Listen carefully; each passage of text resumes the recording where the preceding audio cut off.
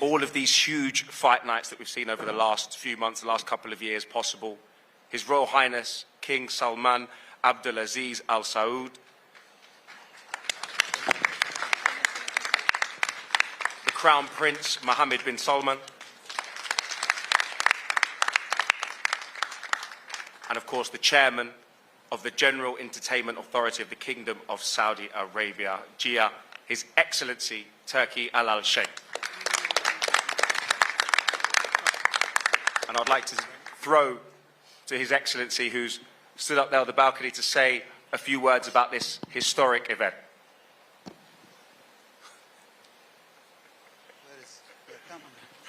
Come with me. Sorry, I want to speak in Arabic, please. في البداية أحب أرحب بالجميع. To start with, I would like to welcome everybody tonight. أتقدم بخالص الشكر لمولاي خادم الحرمين الشريفين حفظه الله.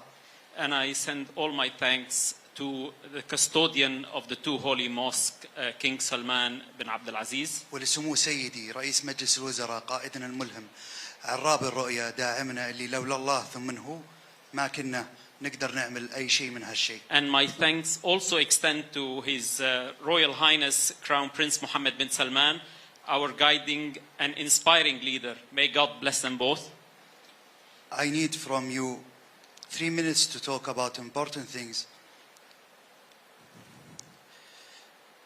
احنا حريصين في المملكة العربية السعودية أن نقدم للأسواق مباريات مهمة. We are in Saudi Arabia take extreme care to present to the markets very important matches. الجمهور في اعتقادنا أننا نحرص أن يحصل على مباريات قوية بأسعار مميزة. The fans also would like to receive and have access to important matches in very good prices. لهذا أنتم تشوفون النوعية هذه من المباريات. And this is why you see and you are watching and seeing this type of matches being promoted. أنا أتعامل مع الملاكمين والبروموتر كأخوة لي. I deal with the boxers, the sportsmen, and their promoters as my brothers. عندهم أرقامي الخاصة ويتواصلون معي بشكل مباشر. They all have my private number and deal with me directly. إحنا بنحاول فكرة جديدة في عالم الملاكمة. أعتقد أنتم تشوفون البوستر هذا اللي مستوحى من ستريت فايتر جيم. We are trying to impose or present some new form of promotion of this game, and you can see that it is inspired by this type of poster that you can see in front of you, which is inspired by Street Fighter game. أن أيضا بتشوفون الكوميرشال والبوستر للمباراة الكبرى Ring of Fire on 17th of February. And you also see the posters and the promotion of the biggest fight, which is going to happen on the 17th of February. Okay. The Ring of Fire. You understand now why is Joshua against Ngannou? I do understand. I don't know, but clearly there is an important match coming up. You will see the result of this match. It will connect about the result of the 17th of February. This is our idea. Yeah. Thank you. You're excellent. I hope I will tell all the people said to me, don't talk like this, Ngannou, but I think you will understand me. You know, I look to you as a brother, but I want someone to stop you. I want the boxing. You are قاعد تحوس عالم الملاكمة عندنا. You know, keep looking, brother. You haven't found it yet. The word of boxing to stop you. Yeah, and I think it will be tough match. You see the last virgin of Joshua. We get him back, and I think it will be something huge.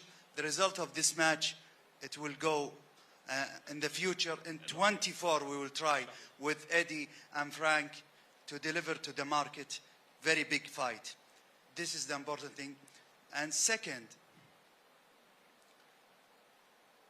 I want to talk about two cards I want to do in 24, and I want to see it. The first card, it's between Frank against Eddie. Each one of them will choose 5 fighters and do night against each other. Done. We'll do that.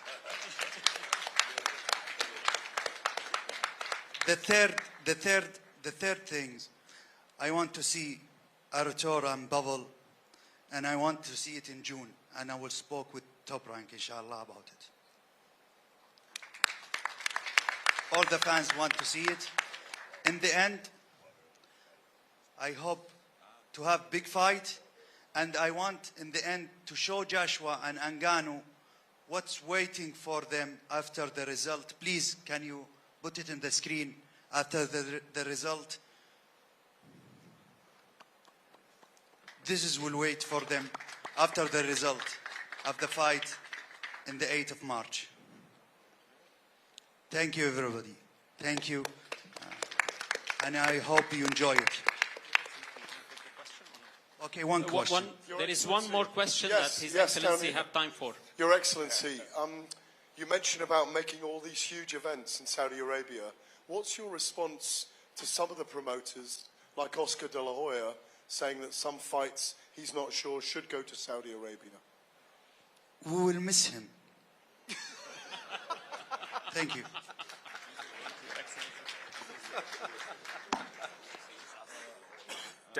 Definitely a fantastic vision for boxing over the coming years. Now, back in October, we witnessed an incredible back-and-forth contest between Francis Ngannou and Tyson Fury, where I think to the shock of many in the boxing fraternity, Francis Ngannou gave Tyson Fury one of the toughest tests of his career. And safe to say it was a superhuman effort as a novice boxer in his first professional fight. And his opponent, Anthony Joshua, coming into this bout on the back of a spiteful, one-sided victory against an opponent that many believed could be a banana skin in the road to regaining his heavyweight titles. There's bound to be fireworks. Now, to start this off, I want to go to Hall of Fame promoter Frank Warren. Can you tell us a little bit more about your role, Riyadh Season's role, and His Excellency's role in delivering these incredible fights that we've seen over the last few months and years? Well, first of all, I'd just like to say a thank you to the Crown Prince of Saudi Arabia, the General Entertainment Authority of Kingdom of Saudi Arabia, Chairman, His Excellency Turki Al Sheikh, our co-promoters, Sella, Gold Star, Matchroom Boxing, as well as 258 Management, and Jimmick for making this event, Knockout Chaos, happening. This is the 4th event of the Riyadh season, and just saying how it is, if it wasn't for His Excellency and his team and the support of the Riyadh season of Saudi Arabia, these fights just would not be happening. That's a fact. It doesn't matter which way you want to dress it up. He has been instrumental in making these fights happen, the previous fights, and instrumental in getting Eddie and myself sitting at the same table. And we've just made another big fight that's going to happen. His best against our best. We're going to make that event happen. This is just what boxing fans have been crying out for years. They've been begging for us to make the fights, which sometimes have been not financially viable for us to make happen. But now it's changed. It's happening so quickly, so fast, and it's one after one great fight, followed up by fantastic undercards, brilliant undercards. I mean, it just keeps coming and coming and coming. We are in probably the golden age of boxing, world boxing, without a doubt. And if anybody doesn't want to be on board, then they're a fool. I'm very disappointed that Oscar should say what he said. He should know better than that. This is great for the sport. The fights are happening, and it's down to His Excellency and his team. And I am, for me at my age, I'm 72 next month, I've never seen anything or been involved in anything like this in boxing. This is just brilliant, and if you're a boxing fan, you're in boxing heaven. So from me personally, and I think from everybody in boxing, thank you, Your Excellency, for all you've done to help and make these events happen.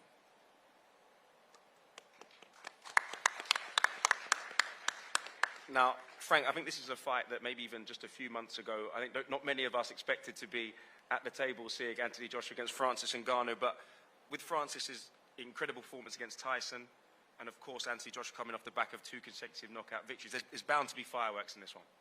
There will be, you know. I'll say how it is. But, you know, prior to the last fight with Tyson and Francis, I genuinely thought that it would be a tough fight for a short period of time. But I then thought that Tyson would get the better of him and win the fight very early on. But it turned out that Francis brought something to the boxing ring that I certainly never expected, and that was that he could actually box. We knew he was a tough competitor. We knew he could punch. We know that he's going to be a handful on the inside because that's the way MMA fighters fight. But he was more than that. He was a switch hitter. He got his timing right, and he put Tyson, I think, through one of the toughest fights he's had for a long, long time. He put him on the floor. I will say I generally also felt that Tyson had an off night, and came through it all. But, you know, this guy making a debut like that surprised everybody. Everybody was surprised. And I think AJ, I'm going to take my hat off to him. Except me. Except for you, that's true. And your team, they've done a great job. But I take my hat off to AJ for taking this fight, because he's fighting somebody. I know now there's video footage and you know, you can see what Francis has done in a boxing ring, which Tyson didn't have the benefit of. But, you know, what has Francis learned from his first fight? Is he going to be a better fighter? Because he's going to look at things and feel that he could have done things differently that he can bring to the ring next time round. So I think for AJ, I think he's going to be in a tough fight. I think this is knockout chaos, because I think it will be a knockout. They both got bombs in their hands, and it's going to be interesting to see how the fight develops. You know, I do think it will be, as the bell goes, I think because of their styles, it will be explosive. So for the fans, it's going to be something extra special. And for the winner, as His Excellency said, the big fight's happening on the 17th of February, part again of the Riyadh season, with Tyson and Usyk. The winner of that, would we like to see him with the winner of this fight? Everybody in this room would love to see that. Everybody in boxing would love to see that. So everybody's got something to aim for. And it's huge. It's a huge moment in time for boxing. Heavyweight boxing has not seen this happen in my lifetime. Big fights like this happening one after the other. So it's a fantastic moment. Eddie, I know you enjoy doing an interview, which sometimes gets you into a little bit of trouble. You were one of the first people to say you weren't convinced about Francis Ngannou's boxing ability, but after the Tyson Fury fight, you were very quick to give him his flowers and commend him, but you still believe there are levels between Francis Ngannou and your man, Anthony Joshua. Yeah, I mean, firstly, just want to echo what Frank said. You know, thanks to the Crown Prince and, of course, His Excellency. This is like, I likened this earlier, this whole experience to Championship Manager, right? Imagine being the biggest fan in the world of boxing and having the ability to sit in a room and put fights together at the drop of the hat that the fans want to see. And, you know, in just 5 months, we have seen Fury against Ngannou, the Day of Reckoning card, Fury against Usyk, AJ against Ngannou, and so much more to come. This is such an incredible opportunity for boxing, and it's being delivered. And I know that, you know, we talk about His Excellency a lot, but you're talking about someone who has an incredible passion for the sport of boxing, someone that's unbelievably knowledgeable. I mean, you know, I thought that Ngannou against Fury was going to be a mismatch. And he told me, I think he said, you're going to be wrong. And I said Callum Smith was going to beat Beterbiev, and he told me I was wrong. And it shows that he knows his boxing. I met Francis Ngannou, we were just talking, maybe just over or under a year ago in Las Vegas. He told me about his ambition to be in big boxing events. You know, firstly, I met a guy with an unbelievable story. I met a guy with a very strong mind. But I didn't take him seriously, if I'm honest.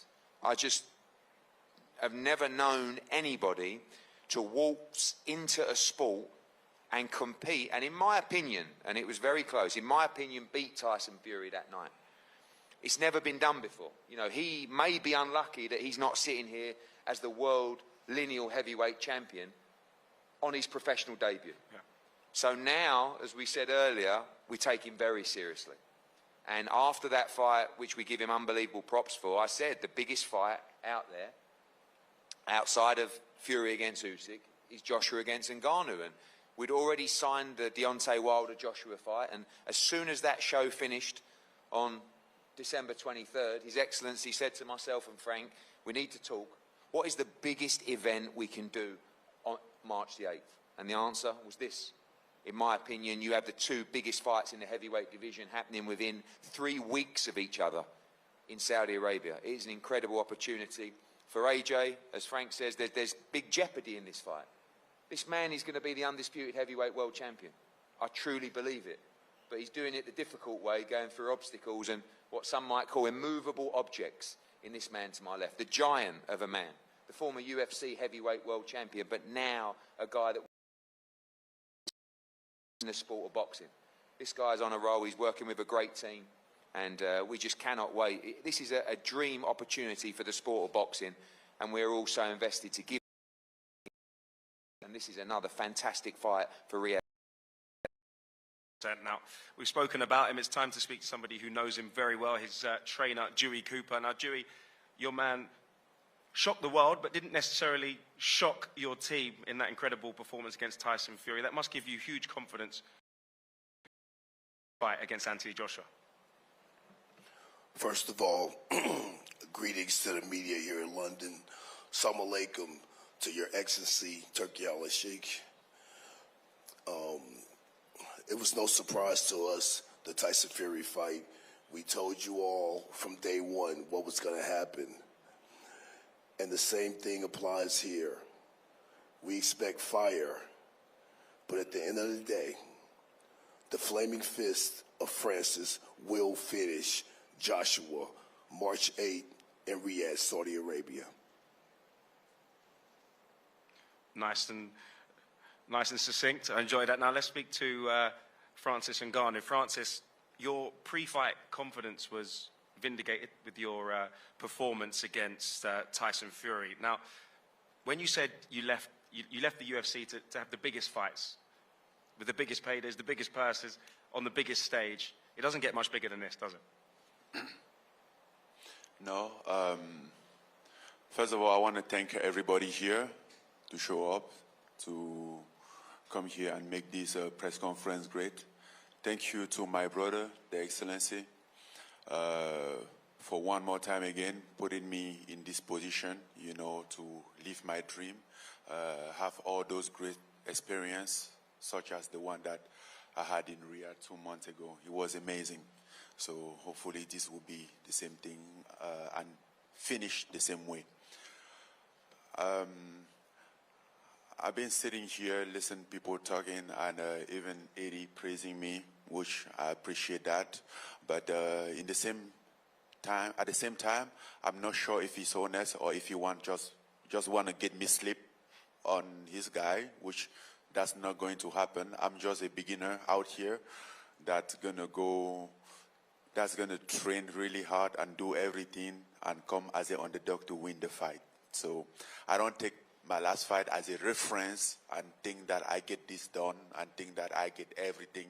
You know, I know exactly where I am at. I'm just a beginner, and I'm definitely gonna come up better and yes, get better and better. So that's my that's how I see things.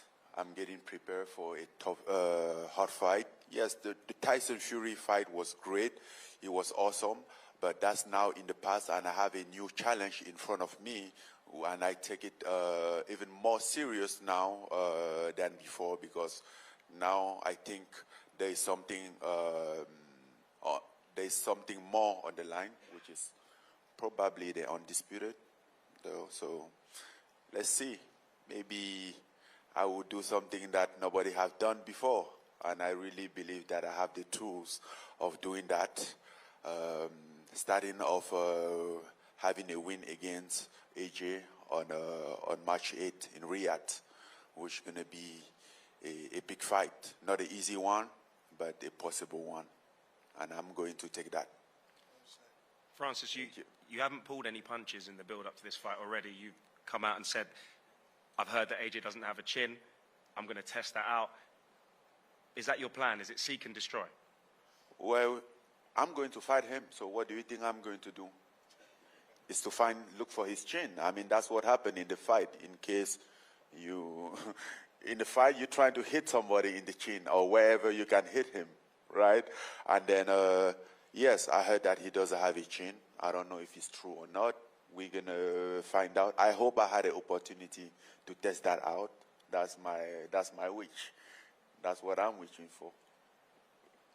It's time to bring in Anthony Joshua, unfazed by those comments at the moment. AJ, I'm sure, as for you as it was for many of us here, it's a slight curveball to be sat here with Francis Ngannou on that end of the table. I know Wilder was a potential opponent after that day of reckoning fight. That kind of went out of the window. What was your first thoughts when you heard of Francis Ngannou as a potential opponent for you?